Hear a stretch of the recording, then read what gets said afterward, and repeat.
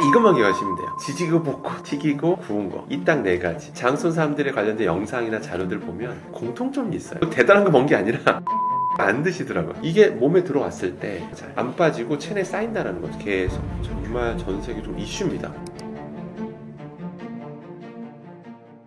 교수님께서 뽑으신 최악의 음식은 무엇인가요?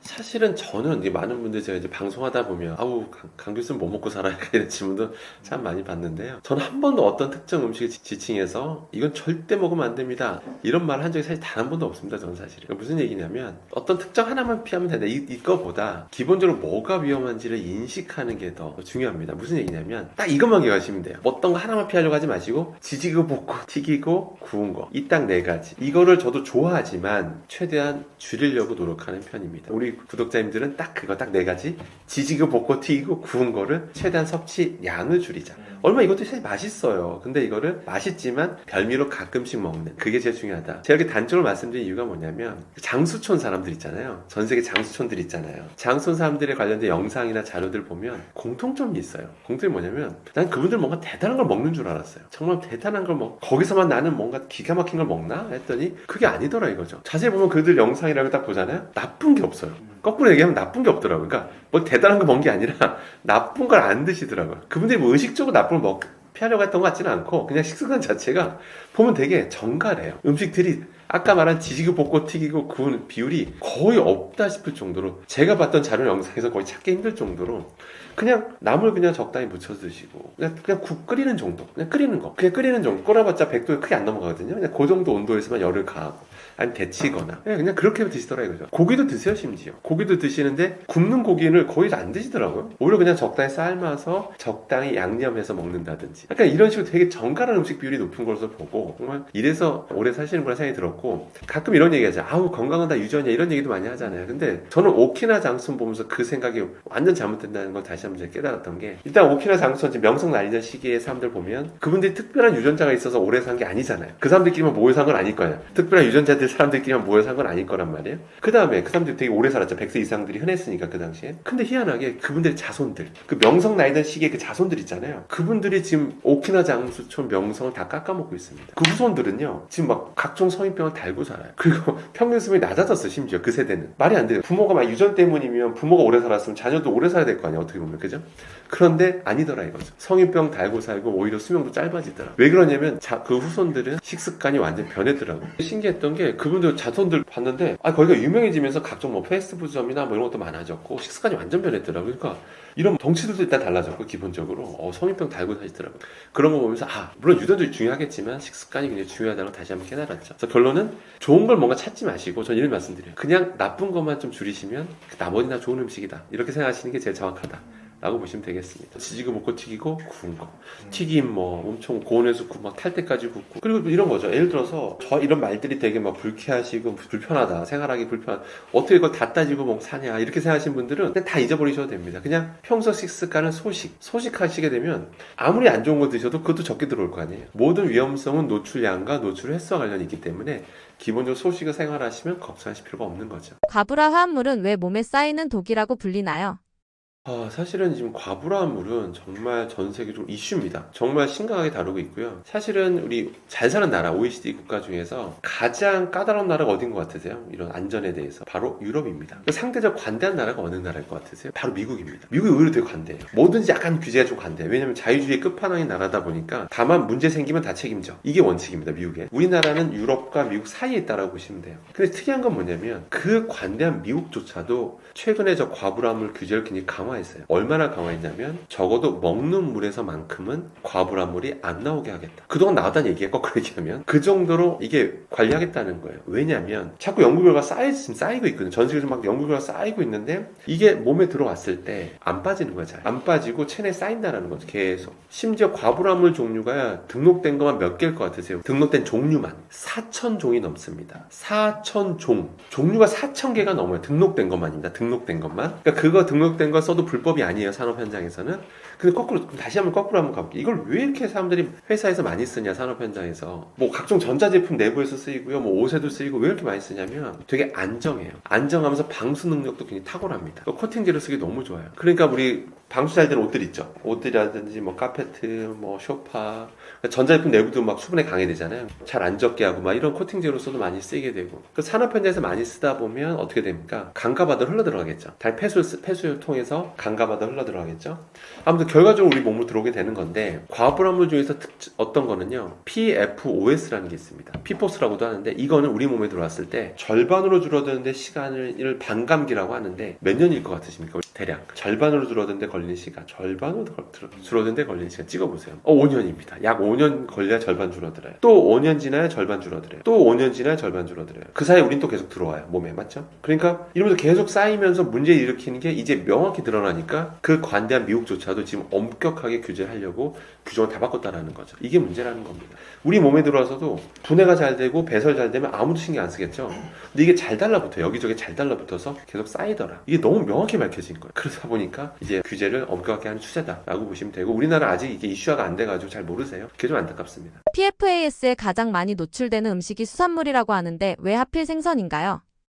사실 이건 제 추정이 아니고요. 정부 공식 자료에 나와 있습니다. 뭐라 나와 있냐면, 우리가 저런 과불암물에 노출되는 원인 1위가 무엇이냐? 바로 식품이었습니다. 어떻게 보면 너무 당연한 거죠. 먹는 것 통해서 들어오는 겁니다. 그럼 과연 음식 종류 크게 4종류가 있거든요. 수산물, 농산물, 축산물, 가공식품. 이 4종류가 있는데 압도적 1위가 오염도가 높은 게 바로 수산물이라는 거죠. 정부 공식 자료입니다. 왜냐하면 일단 아까 전 세계적으로 보면 산업 현장에서 많이 쓰다 보니까 폐수를 버리는데, 폐수는 버리는 게 불법이 아닙니다. 폐수는 당연히 희석해서 버릴 수 있게 돼 있어요. 게다가 우리 생활하수, 우리 피디님도 아마 집에 아웃도어 의류 있으시죠? 거기에 당연히 과불암을 쓰입니다. 그 세탁할 때만 조금씩 빠져나와요. 그럼 그게 어디로 가죠? 강과 바다로 흘러가는 겁니다. 그럼 결국 바닷속에 계속 흘러 들어가는 거예요. 그럼 바다라는 게 뭐냐면, 시간 지나면 증발하잖아요. 물이라는 건 H2O만 날아가요. 과불암물은 안 날아갑니다. 그럼 계속 오염돼 가고 있는 거예요. 그래서 실제 농도가 높아지고 있고요, 실제로. 그럼 거기에 서식하는 수산물이 오염이 안 되면 더 이상한 거겠죠. 그래서 당연히 상위 포식자로 갈수록 과불암물 농도가 높아지는 것이 팩트입니다. 그 다음 더 충격적인 거는, 이게 과연 바다라고 하는 게 수산되니까 다 똑같을 것 같지만 지역에 따라 수산물의 오염도가 같을까요? 다를까요? 다릅니다. 당연히 완전 시간이 지나면 일정의 농도가 균일해지겠지만, 오염원이 육지잖아요. 육지에 가까이서 채취한 수확한 그 수산물의 농도가 높게 나올 수밖에 없겠죠. 상대적으로 제조업이 발달한 나라가 어디죠? 중국, 베트남, 한국, 일본 뭐 이런 나라들이죠. 유럽은 잘 아시는 것처럼 제조업이 발달한 나라가 아닙니다. 제조업이 별로 발달 안 했어요. 거의 다 수입하잖아요, 이것저것 공산품들을. 실제 유럽에서 근처에서 수확한 수산물과 우리나라에서 수확한 농수산물을 비교해 봤더니 농도 차이가 너무 심했습니다. 검출도 다르고 농도도 다르고, 확실히 더 검출이 높아요. 우리나라 수산물은 한 80%에서 그냥 다 검출됩니다. 과분을 검출되는데, 그때 어떤 특정 과분하면 유럽 같은 건 뭐 20%밖에 안 나온다든지 뭐 이런 식이에요. 오염도 측면에서 봐도 그렇고. 그러니까 확실히 지역에 따라 차이도 심한 것도 현실이라는 거 꼭 참고하실 필요는 있습니다. 생선을 아예 안 먹을 수는 없는데 PFAS 노출을 줄이면서 먹는 방법이 있나요? 참고로 저 생선을 먹습니다. 참고로 저도 수산물 좋아하고요, 참고로. 근데 좋아한다고 많이 먹는 건 좀 다른 얘기잖아요. 저는 그래서 수산물 같은 경우는 좋아하지만 가끔씩 먹는 별미를 먹는 편입니다, 참고로. 근데 먹긴 먹고요. 먹는다면 저는 주로 끓입니다. 끓이게 되면 뭐 탕 있잖아요. 뭐 동태탕이나 뭐 탕들 있잖아요. 끓이게 되면 팔팔 끓이는 과정에서 그 잔류하게도 뭐 중금속뿐만 아니라 과부하물들이 조금씩 물 쪽으로 넘어와요. 다는 안 넘어옵니다. 근데 일부 확실히 그 저감된 효과가 나타나거든요. 실제 넘어오고요. 그래서 끓인 상태에서 국물보다는 건더기 위주로 드신 식습관. 제가 뭐 수산물에 대해서 이런저런 얘기를 하지만 그 안에 좋은 성분도 많거든요. 실제 그런 연구도 있어요. 너무 과하게 먹지 않는다면 실제로 뭐 중금속 측면에서 봤을 때 수산물을 소량 먹어주는 게 좋다라고, 그런 연구가 또 실제 있어요. 왜냐면 그 안에 좋은 불포화지방산도 많고 이러기 때문에. 그래서 뭐든지 과하면 안 좋다. 과유불급이라고 하잖아요. 그러니까 과하게만 안 드시면 좋겠다. 이렇게만 기억하시면 되겠습니다. 뜨거운 음식을 PS 플라스틱 용기에 담아 먹으면 왜 위험하다고 보시나요? 참고로 이거는 정부에서조차도 우리가 뭐 전자레인지 이용 플라스틱 다 들어보셨잖아요. 어떤 건 뭐 전자레인지 가능하다 나오잖아요. 근데 그런 거 소재 보면 다 뭐라고 적혀있냐? PPP라고 적혀있어요. 근데 PS라고 적혀있는 거는 절대로 정부 식약처에서도 전자레인지 이용이라고 지정한 바가 없습니다. 그러니까 왜 그럴까? 이유가 있겠죠. 뭔가 이유가 있을 텐데, 바로 이 PS 같은 그 플라스틱은, PS는 폴리스타이렌이라고 하는데요. 거의 잔류하고 있는 스타이렌 성분들이 있어요. 반응 안 하고 있는 것들인데 뜨거운 물 담게 되면 이 스타이렌 성분이 좀 용출되는 건 사실입니다. 그러니까 먹을 필요가 없는 그런 스타일을 같이 먹는 거거든요. 당이 몸에 해롭다고 알려져 있고요. 또 뿐만 아니라 또 뜨거운 거 닿는 과정에서 우리가 긋게 되면 또 PS 미세 플라스틱이 또 과량 검출되게 되는데, 특히 PS 관련된 미세 플라스틱 연구가 정말 많이 됐어요. 가장 많이 됐다라고 봐도 될 정도로 정말 많이 됐는데, 이 PS 미세 플라스틱이 많이 노출될수록 이런저런 암뿐만 아니라 최근에 어떤 파킨슨병과도 관련돼 있다라는 그런 연구 결과도 나온 바가 있습니다. 그렇기 때문에 불필요한, 먹으라고 만든 거 아니면 드실 필요가 없다라는 거 꼭 기억하실 필요가 있겠습니다. 짧게 대답하기 좀 어렵고요. 뭐냐면 너무 이것저것 많아가지고, 그래서 그냥 몇 가지만 좀 설명드리도록 하겠습니다. 일단은 이제 주방에서 하면 앞서 말씀드린 대로 일단은 그 가스레인지 이런 게 문제고요.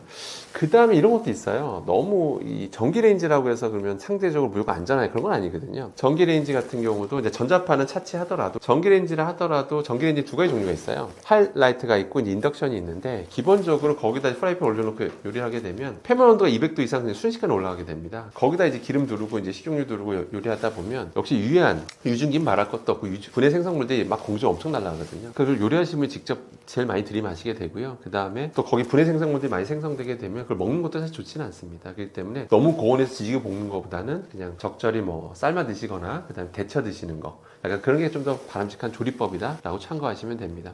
참고로요, 이게 절대로 오버라고 생각할 수도 있는데 그게 아닌 게, 실제로 최근에 조사했을 때 충격적인 결과가 나왔습니다. 급식 종사자분들, 급식이라는 게 초중고등학교에서 급식 종사해 주시는 분들, 요리해 주시는 분들 계시잖아요. 그분들 한번 조사해 본 거예요, 집단으로. 근데 무려 30%가 폐 이상 소견을 받습니다. 폐 이상 소견. 거기 일하시는 분이 나이 드신 분들만 계신 것도 아니었어요. 다양한 연령층이 계신데 30%가 무려 폐 이상 소견을 받습니다. 그러니까 지속적으로 유해한 걸 계속 들이마시게 되면 한두 번이야 괜찮죠. 근데 뭐든지 지속적으로 노출되는 게 문제거든요. 담배, 술이 그래서 정부가 조심하라고 하는 거잖아요. 지속적으로 노출되면 암에 걸릴 가능성이 높아서 그런 거잖아요. 마찬가지로 주방에서 요리하면서 나는 그런 것들이 실제로 많이 노출되면 폐 이상해지고 그러거든요. 그렇기 때문에 그런 요리하실 땐 반드시 좀 환기하시는 것도 좀 주의 꼭 반드시 지키시길 바라고, 가급적이면 삶아 드시는 것을 가장 좋다 이렇게 좀 보시면 되고요. 그 다음에 이제 다른 것도 말씀드리고 싶은 거는, 일단은 미세 플라스틱 이런 것도 좀 사용하셔야 되는데, 일단은 우리가 비닐팩 있죠. 가끔 비닐팩에다 음식물 소분해서 냉동고에 막 많이 소위 말해서 좀 쑤셔 넣잖아요, 우리가. 근데 그게 단점이 뭐냐면, 예를 들어서 냉동고에 그렇게 넣은 상태에서 나중에 이걸 꺼내잖아요. 완전 얼려져 있는 상태에서 음식물과 접촉돼 있어 붙어 있단 말이에요. 그 상태에서 갑자기 개봉하게 되면 다량의 미세 플라스틱이 발생하게 됩니다. 근데 그걸 결국 먹는 거거든요, 여러분 가족들이요. 그래서 그때 조심하셔야 될 게, 반드시 찬물에서 담그시면 됩니다. 찬물에만 담가놔도 해동이 돼요. 해동이 된 상태에서 그때 개봉하시는 게 미세 플라스틱 발생 가능성을 최소화할 수 있다는 거, 그거 꼭 명심하실 필요가 있겠습니다. 그 다음에 이제 요즘도 실리콘 도구 많이 쓰시는데요. 실리콘 도구들, 실리콘 도구 정말 여기저기 많이 써요. 용기로도 쓰고 덮개로도 많이 쓰고 그러는데, 또 거기에 대해 관련된 소문도 사실 좀 많습니다. 실리콘 제품들 열을 가했더니 유해한 게 발견됐다, 그래서 그게 해외에서 난리가 났다 그러는데, 국내 연구 결과는 아니고요. 그래서 제가 과학적으로 말씀드리면, 그런 실리콘 제품들 저도 실험 분석해본 게 있습니다. 여러 제품까지 해봤었는데, 기본적인 그냥 약간 따끈따끈한 음식 닿았다고 해서 유해 물질이 나오고 그런 건 아닙니다. 그런데 조심하셔야 할 게 두 가지를 보셔야 되는데, 실리콘 제품들은 두 가지입니다. 바로 이것도 영원한 건 아닙니다. 시간 지나면 서서히 조직이 끊어져요. 약해집니다. 그러면 계속 이게 그냥 오래 쓸 수 있을 것 같은데, 이게 몇 년 쓰다 보면 이게 음식물 담게 되면 미세 플라스틱이 막 발생하게 되거든요. 떨어지게 되니까 불필요한 미세 플라스틱을 먹게 된다는 거죠. 그렇기 때문에 저희 실리콘 제품들은 좀 흠집이 많이 눈에 보일 정도면 그땐 미련 없이 교체하시는 게 좋습니다. 그 상태에서 음식이 닿은 상태에서 전자레인지 돌리게 되면 역시 미세 플라스틱이 많이 발생할 수 있기 때문에 주기적으로 교체해서 쓰는 거다라고 이제 기억하시는 게 좋습니다. 그럼 두 번째 또 뭐냐면, 저희가 직접 실험한 건데요.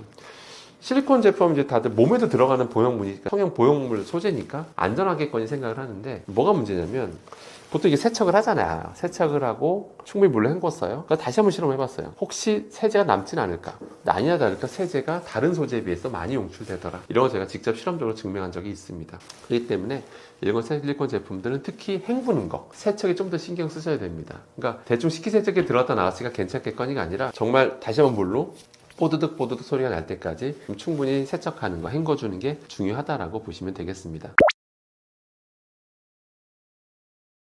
사실 이제 밥은 다 드시잖아요. 그렇기 때문에 이제 밥솥, 특히 내솥에 대한 관심이 많은데요. 또 최근에 뭐 이런 주 메이저 언론사에서는 뭐 관련해 저러고 뭐 밥솥 잘못 관리하면 중금속이 오염된다 뭐 이런 기사도 실제 나온 적이 있고요.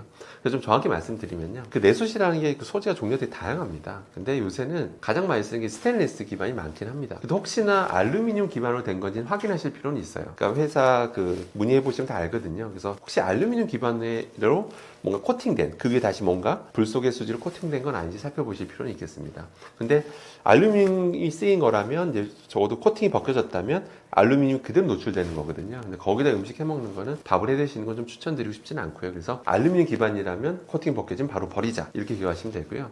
그럼 사실 요새는 스테인리스 기반이 제일 많습니다. 요새는 스테인리스 자체로 내수 쓰이기도 하고요. 아니면 스테인리스 기반으로 겉에다 뭔가 불 속의 수지로 코팅하거나 이렇게 되는데요. 일단 스테인리스의 뜻이 뭐죠, 여러분? 스테인리스 녹이 잘 안 쓴다는 게 스테인리스의 뜻인데요. 그럼 영원히 안 쓸까요, 여러분들? 영원히? 그렇지 않습니다. 아마 한 번쯤 다 경험해 보셨을 거예요. 스테인리스 여기저기 많이 쓰이잖아요. 뭐 프라이팬을 쓰이고 많이 쓰는데 오늘날 보는데 좀 오랫동안 썼는데 오늘날 보니까 살짝 불구스름한 점들, 불구스름한 색깔들 자세히 보시면 좀 오래된 것들 보면 약간 불구스름한 것들이 보일 때가 있어요. 뭐 저는 몇 번 봤는데 제가 쓴 제품 중에서 이게 부식된 겁니다. 그러니까 부식이 녹이 잘 안 쓰는 거지 영원히 안 쓰는 건 아닙니다. 관리가 잘못되거나 잔여물들이 음식물이 남아서 염도가 높은 거라든지 산도가 높은 것들이 잔여물들이 남은 게 오래되면 그러니까 관리 잘못하면 부식이 서서히 일어날 수도 있습니다. 그러니까 오래 쓰면 그런 일이 일어날 가능성이 있기 때문에 부식되면 어떤 일이 벌어지냐면 거기에 니켈과 크로뮴 같은 게 용출될 수 있어요. 그게 우리 몸에 들어오게 되면 신경계통에 영향을 준다라고 알려져 있습니다. 뭐 발암물질이기도 하고요. 크로뮴은 그렇기 때문에 최대한 노출되면 안 되겠죠. 그래서 스테인리스 기반의 소재라 하더라도 적어도 쓴 지 1년 넘으면 주기적으로 좀 보실 필요는 있어요. 색깔 같은 거 혹시 좀 부식된 부분은 없는지 한번 색깔 변화 좀 보실 필요 있고요. 색깔 변화가 없다면 관리 잘하고 있다는 뜻이고요. 그럼 좀 오래 쓰셔도 되는데 색깔 변화가 서서히 좀 뭔가 좀 보인다. 불구스름한 게 뭐 한 점 하나가 좀 보인다. 그러면 미련 없이 교체하시는 게 좋습니다. 요새 모든 전기밥솥 회사가 내솥을 따로 판매하고 있습니다. 그래서 그냥 별도로 그렇게 비싸게도 팔고 있지 않기 때문에 별도로 그때는 교체해서 쓰시기를 추천드리겠습니다. 그리고 이제 이런 질문 많이 주시는데요. 그럼 코팅 소재는 불 속의 수지가 코팅되어 있으니까 미세 플라스틱 걱정해야 되지 않겠느냐 이렇게 생각하시는데요. 실제 저희가 실험해봐도 그렇고요. 뭐냐면 불 속의 수지가 그렇게 또 만만한 소재는 아닙니다. 굉장히 안전한 소재는 맞아요. 그래서 일반 밥솥에 한다고 해서 막 미세 플라스틱이 막 엄청 떨어져 나오고 뭐 그런 거는 사실 거의 무시할 만한 수준이고요. 근데 언제 많이 발생하냐면 많이 떨어져 나가냐면 오히려 우리가 세척할 때 우리가 막 문지르거든요. 특히 거친 거 있죠. 막 금속류 막 그런 걸로 막 이게 스테인리스하게 철 수세미로 막 문지르게 되면 그때 우리 눈에는 안 보이지만 서서히 많이 떨어져 나오거든요. 그래서 서서히 코팅이 벗겨져 나가는 경우가 되게 많습니다. 그렇기 때문에 반드시 이런 걸 관리 잘 하시려면 좀 부드러운 거 있죠. 부드러운 솔 같은 걸로 좀 문지르시는 게 그렇게 세척하시는 게 가장 바람직하다라고 보시는 게 좋겠습니다. 알루미늄 재질의 용기들, 그 다음에 식기구류, 그 다음에 알루미늄 호일, 이거 알루미늄부터 먼저 말씀드리면, 일단, 거기다 여러 가지 염도가 높거나 산도가 높은 거나, 거의 노출시키거나, 그다음 열에 가해졌을 때, 알루미늄 성분들이 용출되는 건 맞습니다. 실험적으로 다 이미 증명이 됐고요. 근데 사실 알루미늄이 우리 몸에 들어오게 되면, 사실은 대부분 다 배출됩니다. 대부분 신장을 통해서 배출되는 게 정상이고요. 별로 특별히 걱정 안 하셔도 돼요. 그런데 문제가 뭐냐면 신장 기능이 건강할 때는 상관이 없는데 시간이 지나면 신장 기능은 서서히 떨어지게 되죠. 나이가 들면 당연히 떨어지게 됩니다. 그 때문에 충분히 신장을 통해서 배출이 못 되고 이제 쌓일 가능성이 높기 때문에 우려를 표하는 겁니다. 그렇기 때문에 식약처에서조차도 그러니까 평소에 너무 걱정할 필요는 없지만 그래도 불필요한 알루미늄 섭취는 자제해야 되기 때문에 그런 염도 높은 그런 것들은 알루미늄 식기류에서는 조리하지 말라고 공고를 하고 있는 겁니다. 그러니까 절대 제가 오버하는 게 아닙니다, 여러분들. 그렇기 때문에 식약처 공고사항에도 한 만큼 그런 알루미늄 식기류나 알루미늄 호일 같은 거는 그냥 거기다가는 산도 높거나 염도 높은 것들 이런 것들은 좀 노출을 자제하는 것이 좋겠다. 이렇게 보시면 되겠습니다. 그다음 니켈 같은 거는 스테인리스가 부식됐을 때 이제 보통 용출될 수 있는 거기 때문에 이제 이게 들어오면 신경계통에 영향을 줄 수가 있습니다. 그렇기 때문에 부식이 됐을 때 얘기고요. 평소에는 걱정하실 필요가 없습니다. 그래서 부식된 여부들, 그러니까 오래 썼을 때 스테인리스 제품을 한 2, 3년 쓰다 보고 또 그 이상 쓰다 보면 관리 잘못하면 부식될 수가 있기 때문에 주기적으로 관찰하시고 그래서 결국 세척이 제일 중요합니다. 그러니까 스테인리스 제품도 세척 잘 하시는 게 중요하고 눈에 보면 대충 깨끗해 보이는데 이 미세한 홈들이 점점 많이 생겨서 잔여물들이 미세하게 껴요 점점. 눈에는 물론 깨끗한 것처럼 보이거든요. 그래서 특히 더 세척에 신경 쓰셔야지만 더 오랫동안 쓰실 수 있다라고 보시면 되겠습니다. 알루미늄이 지속적으로 오랫동안 이제 우리 몸에 머물게 되면 이게 치매하고도 관련성이 있다라는 이런 연구 결과도 계속해서 나오고 있거든요. 그렇기 때문에 물론 거기에 대해 반론의 뭐 연구 결과도 있긴 한데 기법적으로 근데 세계적으로 알루미늄이 많이 노출될수록 쌓일수록 문제가 될 수 있는 연구 결과도 나오고 있는 만큼 불필요하게 우리가 일부러 노출할 필요는 너무 많이 노출할 필요는 없겠죠. 그렇기 때문에 그런 부분 주의가 필요하겠습니다. 사실은 이제 종류별로 봐야 될 것 같은데요. 그러니까 실리콘 제품들, 요새 많이 쓰시는 실리콘 제품은 영원한 제품이 아니다라는 거 꼭 기억하시고, 이게 구멍 뚫릴 때까지 써야겠다 이런 생각을 하지 마시고, 그냥 반드시 좀 흠집이 눈에 띄게 많이 보일 정도가 되면 미련 없이 새로 구매하자 이렇게 생각하시는 게 제일 좋고요. 실리콘 제품은 주방 세제, 잔여물들이 상대적으로 많이 남을 수가 있기 때문에 세척에 좀 더 신경 쓰자 이렇게 기억하시면 되겠습니다. 그다음에 밥솥 내속 같은 경우는 기본적으로 역시 스테인리스 기반이라고 하면 역시 부식이 안 되게 관리 잘하는 거, 세척 잘하는 게 중요하고요. 그리고 부식 여부 잘 체크하시는 게 좋고요. 그 다음에 알루미늄 기반의 소재라고 하면 코팅되어 있는 소재면 코팅이 벗겨지면 역시 미련 없이 교체하자라고 보시는 게 좋겠습니다. 일단 미세 플라스틱 줄이기 위한 방법들 뭐 여러 가지가 있는데, 저도 비닐팩 같은 거는 반드시 냉동고에 들어갔다 나온 거는 그냥 개봉하지 마시고 찬물에 충분히 해동한 다음에 개봉하시게 되면 미세 플라스틱에 노출될 가능성 최소화할 수 있고요. 한 가지 또 말씀드리면, 제가 또 직접 실험한 건데요. 여러분 가정용 랩 있잖아요. 랩 많이 쓰실 텐데요. 랩이라는 건 우리가 어떤 음식물에 감싸서 전자레인지 돌릴 때가 있죠. 그래야 수분이 잘 안 날아가잖아요. 그래서 좀 더 촉촉한 느낌이 들어야 되는 식품들은 랩을 감싸 돌리기도 하잖아요. 그래서 저희가 한번 실험을 한번 해봤습니다. 당근에다가 가정용 랩을 감싼 다음에 전자레인지에 30초 정도 돌려봤습니다. 그 랩을 뜯어요. 그리고 그 당근에 있는 표면을 특수현미경으로 한번 관찰해봤습니다. 그때 충격적이도 미세한 미세 플라스틱들이 다 너무나 많이 달라붙는 걸 제가 직접 확인했거든요. 그렇기 때문에 랩 같은 거는 진짜 감싼 정도로만, 가정용 랩은 그냥 감싼 정도로만 쓰시는 게 좋고요. 그게 음식에 직접 닿은 상태에서 전자레인지 돌리는 거는 좀 지양하시는 것이 바람직하겠습니다. 그래야 미세 플라스틱을 노출을 위해 최소화할 수 있겠습니다. 예를 들어서 근데 랩 있잖아요. 랩이 사실은 크게 두 가지 종류로 나뉩니다. 가정용 랩과 업소용 랩으로 좀 나뉘게 되는데요. 가정용 랩은요, 집에 있는 제품 한번 딱 들여다보시면 폴리에틸렌이라고 적혀 있어요. PE라고 적혀 있거나요. 그럼 앞에 LD, PE. 결국 이 PE, 폴리에틸렌, 이건 우리는 폴리올레핀 계열이라고 말을 하는데요. 가정용 랩은 다 그거라고 보시면 됩니다, 요새는. 그런데 업소용 랩은 좀 달라요. 업소용 랩은 PVC 랩을 많이 씁니다. PVC 랩을 쓰는 게 불법도 아니고요. 그 이유가 뭐냐면 좋아요. 왜 좋냐면 쫙쫙 늘어나고요. 그리고 딱 음식에 용기에 딱 붙였을 때 잘 달라붙습니다. 점착력도 너무 좋고요. 그다음에 우리 고기 마트 가면 고기 사잖아요. 고기가 랩에 감싸져 있잖아요.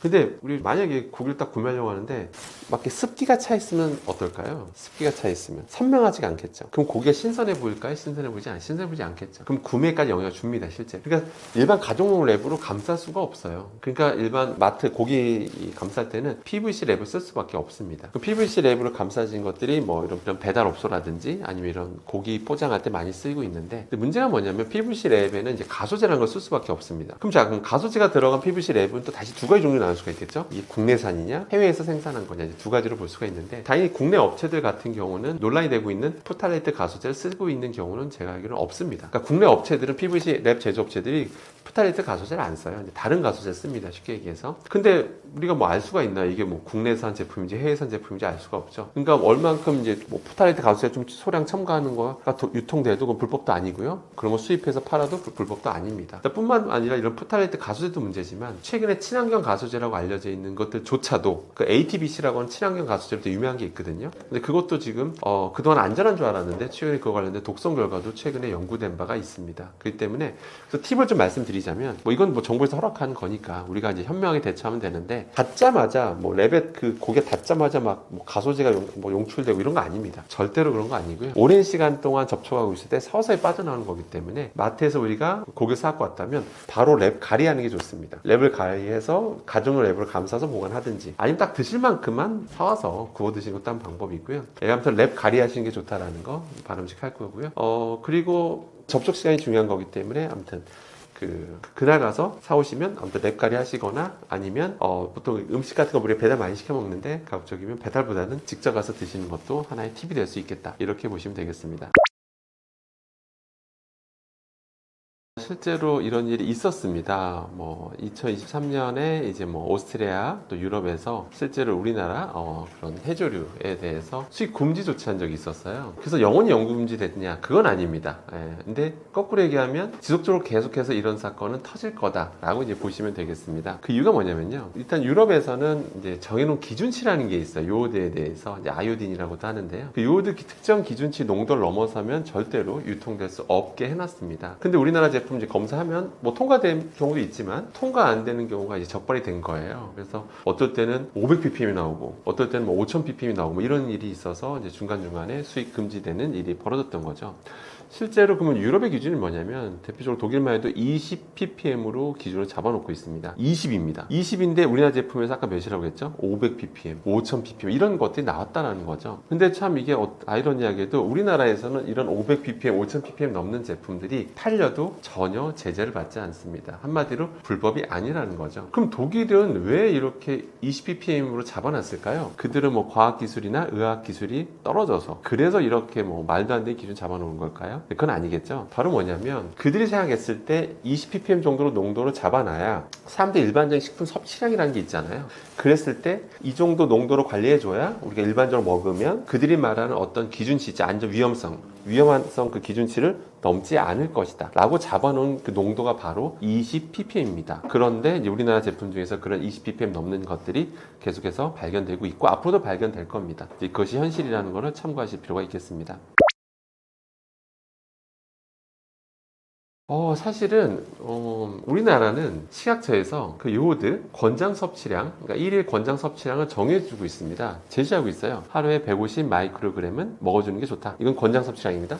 그래도 또 우리가 그걸 어떻게 지키면서 먹습니까? 그래서 때로는 많이 먹을 때도 있잖아요. 그래서 일일 상한 섭취량이라는 게 또 있어요. 세계보건기구 WHO에 따르면 1100 마이크로그램이 일일 상한 섭취량이에요.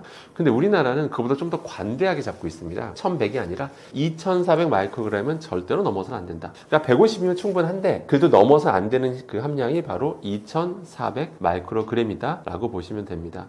자, 그러면 한번 만약 최근에 미역국 한 그릇 드셨어요. 내가 미역국 한 그릇 먹으면 내가 이게 정부에서 2400 넘으면 안 된다고 했는데 난 2400 마이크로그램 넘었을까 안 넘었을까 알 수가 없겠죠. 여러분들은 아실 수가 없습니다. 그러니까 미역국 한 그릇 드셔도 내가 정부가 말한 기준치를 넘었는지 안 넘었는지 알 수가 없어요. 여러분 국민들은요. 왜 알 수가 없을까요? 돌아다니는 제품, 식품들의 농도를 관리를 안 하고 있습니다. 거꾸로 제가 이제 미역 장사하는 사람을 가정했을 때 제가 판매하는 제품에서 어떤 때 그 농도가 5000ppm 넘었어요.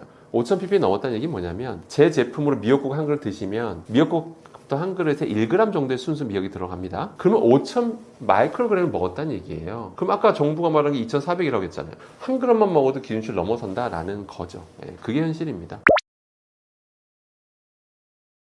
상한 섭취량에 대해서도 대한민국이 관대한 건 맞습니다. 세계보건기구에서 하루 1일 상한 섭취량이 1100 마이크로그램이라고 했는데 대한민국은 2배가 훌쩍 넘는 2400 마이크로그램이잖아요. 이렇게 관대한 이유에 대해서 저도 나름 자료도 찾아보고 나름 또 여기저기 이제 조사해봐도 우리나라 사람들은 그럼 요오드가 아무리 많이 들어와도 괜찮나? 우리나라는 선천적으로 유전적으로 탁월한 유전자가 있어서 아무리 많이 먹어도 괜찮나? 라는 그런 어떤 과학적 근거가 있나라고 저도 찾아봤는데 그런 근거는 없습니다. 다만 식약처에서 그렇게 관대하게 정한 근거가 뭐냐라고 하면 그냥 우리나라는 기본적으로 해조류 섭취량이 많은 나라이니 해조류 섭취량이 기본적으로 많은 민족이니 2,400 정도는 괜찮다라고 이제 보고 있는 겁니다. 그러니까 그 정도 먹어도 무조건 괜찮다라고 말할 수 있는 이렇게 관대하게 잡는 거에 대해서 과학적 근거는 없고요. 근데 문제는 더 심각한 건 뭐냐면 상한 섭취량 2,400 마이크론 잡았다는 사실 그건 큰 의미가 없습니다. 무슨 얘기냐면 앞서 말씀드린 대로 대한민국은 식품에 대해서 요오드 그 함량, 농도에 대한 기준치가 없습니다. 아까 유럽은 몇이라고 했죠? 20ppm이라고 했죠? 20ppm 넘어서 우리나라 거 다 그 수입 금지됐던 적도 있었잖아요.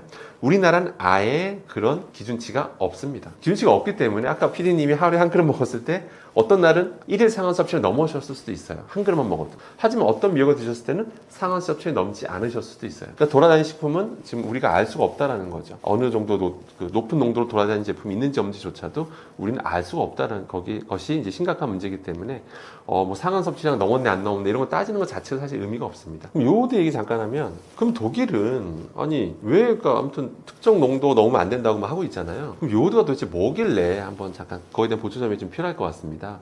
요오드는 여러분 정말 필요한 겁니다. 우리 몸에 없어서는 안 됩니다. 갑상선 호르몬은 굉장히 중요한 역할을 하는 화학 원소예요. 당연히 우리 몸에 들어와야 되는 거고요. 아까 말씀드린 대로 권장 섭취량이라는 것도 있습니다. 있는데 문제는 뭐든지 과하면 문제가 되거든요. 과해서 문제가 없는 건 없습니다. 심지어 물도 한 번에 왕창 6리터 먹으면 죽을 수도 있어요. 공기 중에 산소가 산소 되게 중요하잖아요. 산소 없으면 죽잖아요. 근데 공기 중에 산소가 100% 되면 어떻게 될까요, 여러분들? 사람은 죽습니다. 뭐든지 지나쳐서 많은 건 좋은 거 하나도 없습니다.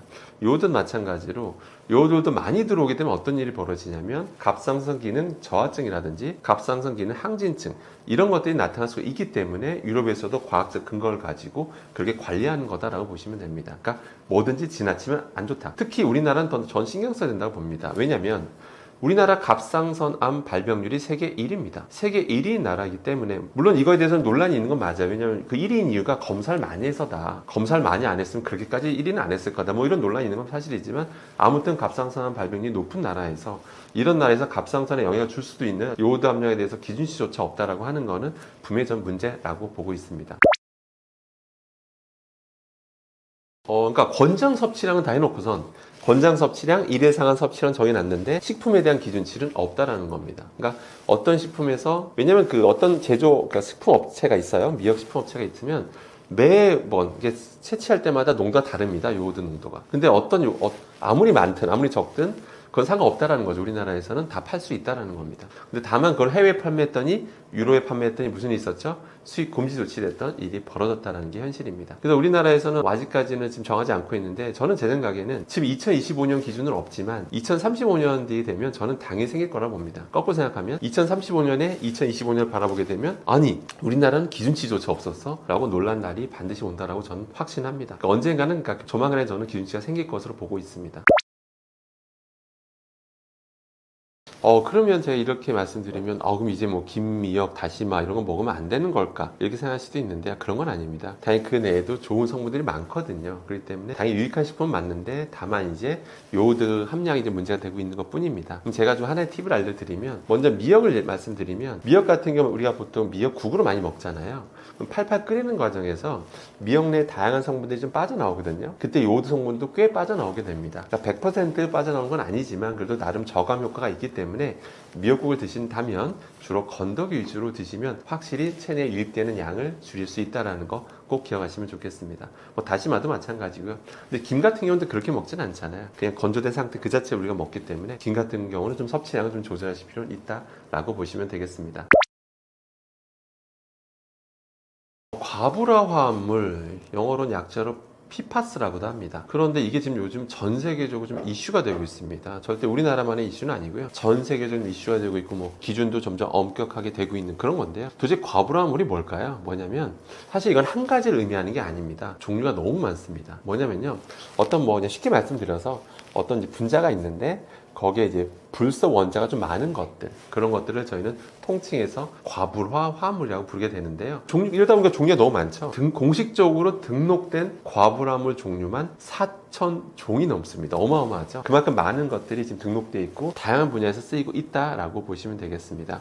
근데 이게 왜 사람들이 우려하는 이유가 뭐냐면 이게 굉장히 안정해요. 너무 안정해요. 자연의 환경에서 안정하고 우리 몸에 들어와도 안정합니다. 안전하다, 세이프, 안전하다가 아니라 안정합니다. 안정하니까 잘 분해가 안 돼요. 사실 뭐든지 우리 몸에 들어왔을 때나 자연에 배출됐을 때 분해가 잘 되면 아무도 걱정을 안 합니다. 근데 너무 안정하다 보니까 분해가 안 되고 우리 몸에 들어와서도 일정 기간 머물면서 문제를 일으키니까 지금 전 세계적으로 관심을 갖는 거거든요. 그래서 관련된 독성 연구도 지금 계속 활발하게 지금 밝혀지고 있는 중인데요. 대표적으로 최근에는 뭐 갑상선암과도 관련이 있다라고 밝혀졌고요. 특히 갑상선암 세계 발병률 1인 우리나라에서는 조금 더 신경 써서 이 사실을 살펴봐야 되겠죠. 그 외에도 다양한 여러 종류의 문제들을 일으킨다라고 알려져 있는 만큼 지금 각별히 전 세계에서 관심을 갖고 있는 그런 유해한 화학 물질이다라고 보시면 되겠습니다. 일단 과불화물이라고 하는 거는 일단은 아까 안정하다고 말씀드렸는데요. 그래서 뭐 방수 의료에도 쓰이고 뭐 소파라든지 뭐 이런 뭐 가구에도 제조할 때도 많이 쓰이고 뭐 전자제품 제조할 때도 쓰이고 이러다 보니까 그런데 우리가 뭐 옷에 쓰였다 한들 뭐 가죽에 쓰인다 한들 우리가 옷을 빨아먹는 건 아니지 않습니까? 전자제품을 우리가 빨아먹는 것도 아니고 그런 상태로 우리가 노출되지는 않습니다. 실제 정부가 조사를 했는데 과연 우리나라 그러니까 사람들은 어떤 경로로 과불화물에 노출되는가 살펴봤더니 주로 식품이었습니다. 주로 식품에 의해서 여러분들은 과부람물에 오염이 된다라고 보시면 됩니다.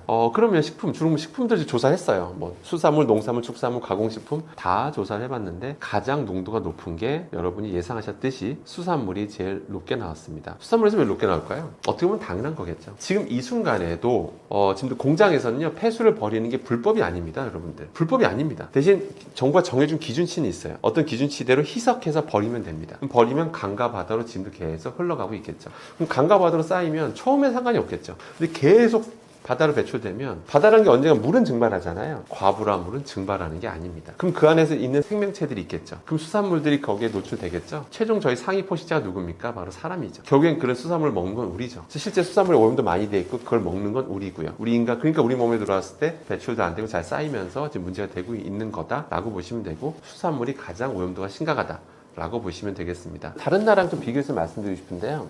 그러면 이게 지역별로 좀 차이가 있지 않느냐라는 질문 주시는데요. 지역별로 차이가 심합니다. 지역별로. 그러니까 어느 바다에서 수산물을 우리가 채취했느냐에 따라 포획했느냐, 이게 지역별로 너무 차이가 심한 거예요. 참고로 대한민국이란 그 지리적 위치를 한번 생각해 보세요. 우리 일단 대한민국도 제조업이 굉장히 발달한 나라죠. 근데 옆에도 또 무시무시한 나라들이 있죠. 일본도 그렇고 중국도 있고 베트남도 있고 다 제조업이 발달한 나라들입니다. 제조업이 발달한 나라들이고 그러다 보니까 상당히 우리 주변 인근에서 해역이 상대적으로 오염도가 높을 수밖에 없겠죠. 그래서 실제 우리나라 주변에서 채취한 그 수산물들의 과부하물 농도가, 검출률이 유럽 인근에서 나온 그런 수산물보다 검출률이 높게 나온, 또 심하게 검출이 높게 나온 과부하물도 있었습니다. 아까 과부하물 종류가 4,000종이 넘는다고 했는데 어떤 종류는요, 우리나라 생선에서 거의 80% 이상 나온 거예요. 그 수산물 10개 중에 8개 검사하면 그냥 그 특정 과부하물이 나와요. 근데 유럽에서 검사를 해보니까 10개 중에 3개 나오더라 이거. 그러니까 지역별로 검출이 좀 다르고요. 또 검출률은 좀 높더라도 뭐 약간 검출은 차이가 나더라도 뭐 농도 측면에서 보면 우리가 좀 높게 나오고 뭐 이런 경우들도 많다라고 보시면 되겠습니다. 아니면 뭐 딴 데가 좀 농도 높게 나오면 검출률 상대적으로 유럽이 낮다든지, 아무튼 그런 식으로 결국 우리나라가 그러니까 검출률과 농도 이런 오염도를 종합적으로 보면 좀 우리나라의 그 인근 해역이 좀 심각하다 이렇게 보시면 되겠습니다. 더 슬픈 현실은 뭐냐면 아까 뭐 나름 기준치를 정하고 나름 배출하잖아요. 공장에서 배출하고 있는데 가장 심하게 배출할 걸로 보이는 게 중국인데요. 중국인 게 이제 명확한데요. 사실 명확한데 우리가 중국 앞바다 가서 검사할 수 있을까요? 앞바다 가서 정말 중국 너희 나라는 관리 잘하고 있는지 한번 봅시다.